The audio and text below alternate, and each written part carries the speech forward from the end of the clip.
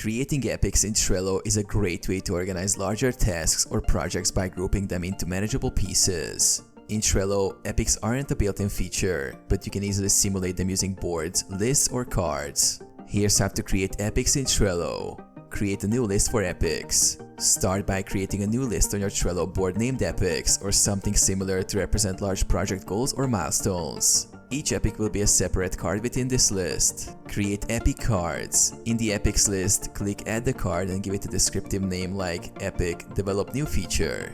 Add a detailed description of the epic, outlining the larger goal, its objective, and the expected outcome. Break down the epic into tasks. To break the epic down into smaller, actionable tasks, create separate cards in other lists. Link these task cards to the epic card by mentioning the epic card in the task card's description or using Trello's attach card feature. This creates a connection between the task and the epic. Use labels and checklists. Use labels to tag tasks related to specific epics for better visibility. You can also add checklists to the epic cards to track the progress of smaller tasks within the epic.